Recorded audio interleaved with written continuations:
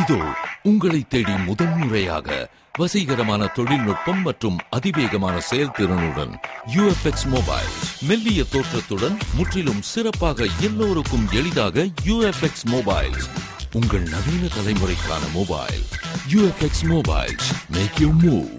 For the very first time coming your way is an irresistible combination of speed, style and technology.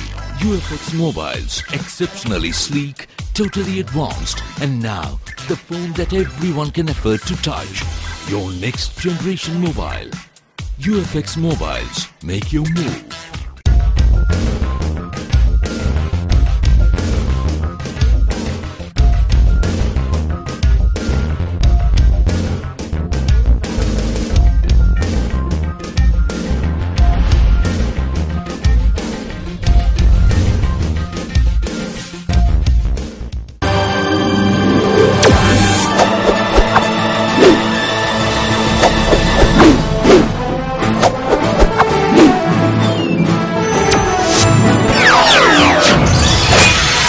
நீங்கள் பார்த்துக் கொண்டிருப்பது AJK டிவியின் புதுவை மாலை.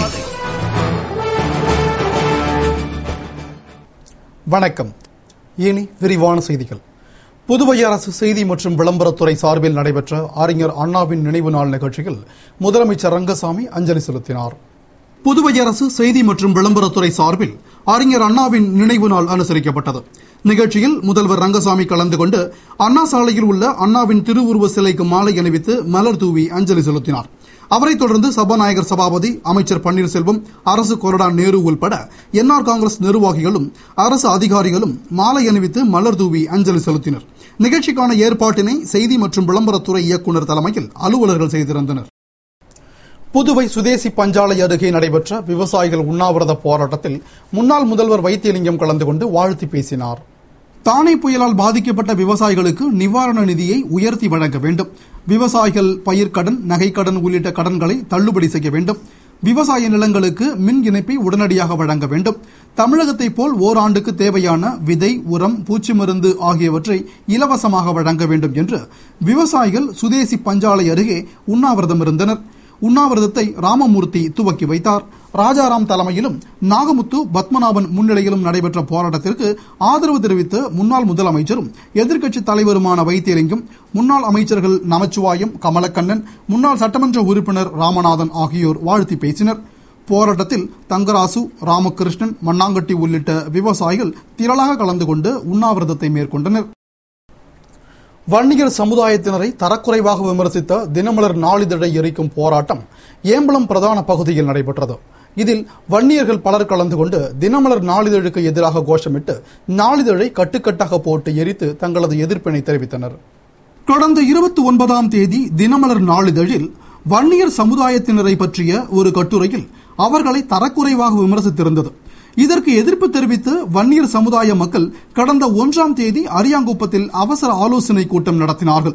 கூட்டத்தில் தரக்குறைவாக வன்னியரை விமர்சித்து செய்தி வெளியிட்ட தினமலர் நாளிதழுக்கு எதிர்ப்பு தெரிவிக்கும் வகையில் தினமலர் நாளிதழை எரிக்கும் போராட்டம் நடத்துவது என்ற தீர்மானம் ஒருமனதாக நிறைவேற்றப்பட்டது.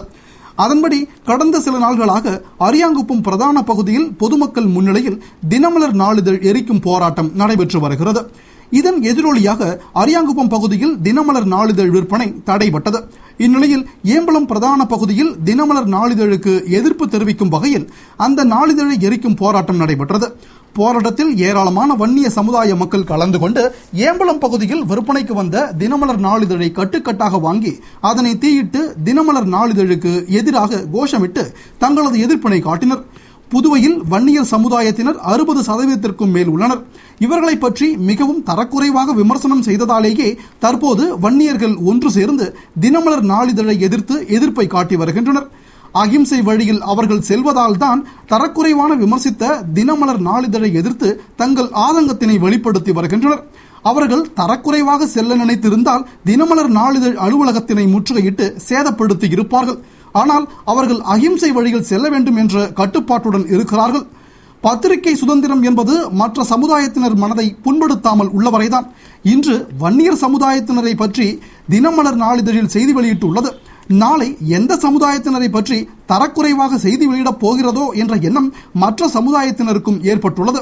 இதனை களையவே தினமலர் நாளிதழ் எரிக்கும் போராட்டத்தினை வன்னிய சமுதாயத்தினர் புதுவை முழுவதும் நடத்திட திட்டமிட்டு ஒவ்வொரு தொகுதியாக களம் இறங்க உள்ளனர். மேலும் தினமலர் நாளிதழ் மீது நடவடிக்கை எடுக்க கோரி முதல்வர் உள்ளிட்டோரிடம் மனுக்களையும் கொடுத்துள்ளனர். தினமலர் நாளிதழ் வன்னியர் சமுதாயத்தினரை பற்றி தரக்குறைவாக செய்தி வெளியிட்டதற்கு வருத்தம் தெரிவிக்கும் வரை வன்னிய சமுதாயத்தினர் போராட்டம் தொடரும் என தெரிகிறது. மதுக்கடைகளில் நன்கொடை மாமூல் கேட்கும் ரவுடிகள் மீது கடும் நடவடிக்கை எடுக்கப்படும் என்று மதுக்கடை உரிமையாளர்கள் ஆலோசனை கூட்டத்தில் எஸ்பி தெய்வசிகாமணி உறுதியளித்தார். புதுவை தவளக்குப்பம் எஸ்பி அலுவலகத்தில் எஸ்பி தெய்வசிகாமணி தலைமையில் இன்ஸ்பெக்டர்கள் ஜிந்தா கோதண்டராமன், மோகன்ராஜ், குணசேகரன் முன்னிலையில் மதுக்கடை உரிமையாளர்கள் ஆலோசனை கூட்டம் நடைபெற்றது. அப்போது புதுவையில் ரவுடிகள் அட்டகாசம் அதிகரித்துள்ளது. வியாபாரம் செய்வது பெரிய சவாலாக உள்ளது. நன்கொடை மாமூல் தொடர்பாக விரைவில் நடவடிக்கை எடுக்க வேண்டும் என்று மதுக்கடை உரிமையாளர்கள் கேட்டுக் கொண்டனர். அதற்கு எஸ்பி தெய்வசிகாமணி, இதுபோன்ற பிரச்சனைகள் குறித்து யாரும் இதுவரை புகார் செய்வதில்லை. கடை உரிமையாளர்கள் எங்களுக்கு தகவல் தெரிவித்தால் மட்டுமே உடனடியாக நாங்கள் நடவடிக்கை எடுக்க முடியும். மேலும் ரவுடிகளை கண்டு யாரும் பயப்படக்கூடாது. உங்களின் ஒத்துழைப்பு இருந்தால்தான் நடவடிக்கை எடுக்க முடியும். அதேபோன்று மது கடைகளில் கண்காணிப்பு கேமரா அமைக்கப்பட வேண்டும். நன்கொடை மாமூல் கேட்கும் ரவுடிகளின் மீது கடும் நடவடிக்கை எடுக்கப்படும் என்று பேசினார். கூட்டத்தில் அரியாங்குப்பம், தவளக்குப்பம், கிருமாம்பாக்கம், பாகூர், நெட்டப்பாக்கம், மதகடிப்பட்டு, திருபுவனை, திருக்கனூர் ஆகிய பகுதிகளைச் சேர்ந்த மதுக்கடை உரிமையாளர்கள் மற்றும் மேலாளர்கள் கலந்து கொண்டனர்.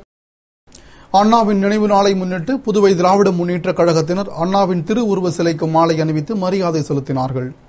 அறிஞர் அண்ணாவின் நினைவு தினம் புதுவை திராவிட முன்னேற்றக் கழகம் சார்பில் அனுசரிக்கப்பட்டது. இதனை முன்னிட்டு திராவிட முன்னேற்றக் கழக அவைத் தலைவர் தலைமையில் திராவிட முன்னேற்றக் கழகத்தினர் அண்ணாவின் திருவுருவ சிலைக்கு மாலை அணிவித்து மரியாதை செய்தனர். சென்னையில் திராவிட முன்னேற்றக் கழக தலைவர் கலைஞர் கருணாநிதி தலைமையில் நடைபெறவுள்ள பொதுக்குழுவில் கலந்து கொள்ள சென்ற மாநில திராவிட முன்னேற்றக் கழக அமைப்பாளர் திரு ஜானகிராமன், திராவிட முன்னேற்றக் கழக துணை அமைப்பாளர்கள் எஸ்பி சிவக்குமார், ராஜாராமன், இளைஞரணி அமைப்பாளர் திரு சிவா, முன்னாள் நகரமன்ற துணைத் தலைவர் திரு ஜான்குமார், திராவிட முன்னேற்றக் கழக செயலாளர் ஏம்பலம் செல்வம், திருவாண்டார் கோயில் கழக முன்னோடி காந்தி, உழவர்கரை திராவிட முன்னேற்றக் கழக இளைஞரணி செயலாளர் ஐஜி வீரராகு, முன்னாள் கவுன்சிலர் சக்திவேல் உள்பட திராவிட முன்னேற்றக் கழகத்தினர் பலர் முன்னதாக அண்ணாவின் திருவுருவ சிலைக்கு மாலை அணிவித்தனர். இதேபோல புதுவை திராவிட முன்னேற்றக் கழக மாணவர் அணி சார்பில் மாணவர் அணி வை பாலா தலைமையில் அண்ணாவின் திருவுருவ சிலைக்கு மாலை அணிவித்து மரியாதை செய்யப்பட்டது. நிகழ்ச்சியில் தொகுதி செயலாளர்கள், வட்ட செயலாளர்கள், கழக நிர்வாகிகள் உள்பட திராவிட முன்னேற்றக் கழகத்தினர் பலர் கலந்து கொண்டு அண்ணாவின் திருவுருவ சிலைக்கு மாலை அணிவித்து மரியாதை செய்தனர். புதுவையில் உள்ள பாரம்பரிய பழமையான கட்டிடங்களை பாதுகாப்பதன் அவசியம் குறித்த கலந்துரையாடல் பிரெஞ்சு தூதரகத்தில் நடைபெற்றது. புதுவையில் சுதந்திரத்திற்கு முன்பு பிரெஞ்சு ஆட்சி இருந்த காலத்தில் பிரெஞ்சு மற்றும் புதுவை கலாச்சாரம் கலந்த அழகான கட்டிடங்கள் கட்டப்பட்டன. அந்த பாரம்பரியமிக்க பழமையான கட்டிடங்களை பாதுகாப்பதன் அவசியம் குறித்த கலந்துரையாடல் கூட்டம் பிரெஞ்சு துணை தூதரகத்தில் நடைபெற்றது. பிரெஞ்சு துணை தூதர் பியரி ஃபெர்னியர், அரசு செயலர் மேத்யூ சாமுவேல், யுனெஸ்கோ திட்ட இயக்குநர் பானர்ஜி, பிரயர் பானர்ஜி, அண்ணா பல்கலைக்கழக பேராசிரியர் அப்துல் ரசாக், பழமையான கட்டிடங்களை புகைப்படம் எடுத்து புத்தகமாக்கிய புகைப்பட நிபுணர் செபாஸ்டியன் கோல்டல், அதற்கு வாசகம் எழுதிய ஆகாஷ் கபூர், ஆஜுன் ஜஃபார் மற்றும் பிரெஞ்சு நாட்டினர் பலர் கலந்து கொண்ட கூட்டத்தில் பாரம்பரிய கட்டிடத்தை பழமை மாறாமல் எப்படி புதுப்பிக்கலாம் என்று கலந்தாலோசிக்கப்பட்டது. தொடர்ந்து பாரம்பரிய கட்டிடங்களின் புகைப்படங்கள் அடங்கிய புத்தகங்கள் கண்காட்சிக்காக வைக்கப்பட்டது. அதனை வெளிநாட்டினர் ஆர்வமுடன் பார்வையிட்டனர். நீதிபதிகளுக்கான நியமனத்தில் வயது வரம்பை தளர்த்த வலியுறுத்தி புதுவை வழக்கறிஞர்கள் நீதிமன்றத்தை புறக்கணித்தனர். புதுவை முன்சிப் நீதிமன்றம் மற்றும் மாஜிஸ்ட்ரேட் நீதிமன்றங்களில் நீதிபதிகளுக்கான நியமனத்தில் வயது வரம்பை தளர்த்த வழக்கறிஞர்கள் பல நாள்களாக கோரிக்கை விடுத்து வந்தனர். இந்நிலையில் கோரிக்கையை நிறைவேற்ற வலியுறுத்தி புதுவையில் இன்று நீதிமன்றத்தை அவர்கள் புறக்கணித்தனர்.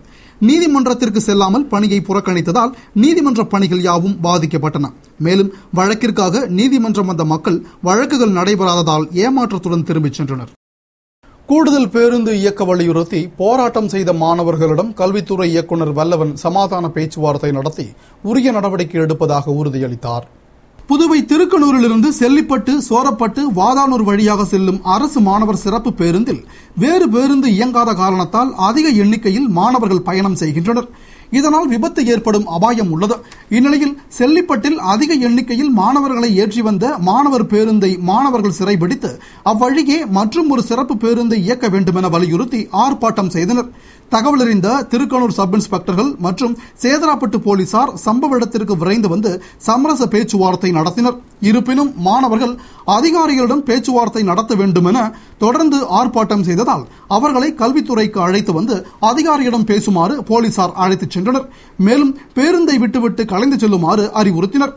அதனை அடுத்து மாணவர்கள் கலைந்து சென்றதால் நிலைமை சரி செய்யப்பட்டது. இதனால் அங்கு சிறிது நேரம் பரபரப்பு ஏற்பட்டது. இதனைத் தொடர்ந்து மாணவர்கள் சார்பாக விடுதலை சிறுத்தை முற்போக்கு கழக செழியன், சந்துரு, மாணவர் கூட்டமைப்பு சதீஷ் தலைமையில் மாணவர்கள் கல்வித்துறை அலுவலகத்தில் இயக்குநர் வல்லவனை சந்தித்து 60 பேர் செல்லக்கூடிய பேருந்தில் 100க்கும் மேற்பட்டோர் பயணம் செய்வதால் விபத்து ஏற்படக்கூடும் என்றும் எனவே கூடுதல் பேருந்து இயக்க வேண்டும் என்று கோரினர். அவர்களின் கோரிக்கையை ஏற்றுக்கொண்ட வல்லவன் அரசிடம் பேசி வரும் கல்வியாண்டு முதல் அப்பகுதியில் கூடுதல் பேருந்து இயக்க நடவடிக்கை எடுப்பதாக கூறினார். இதையடுத்து மாணவர்கள் அங்கிருந்து கலைந்து சென்றனர். இத்துடன் செய்திகள் நிறைவடைந்தன. வணக்கம்.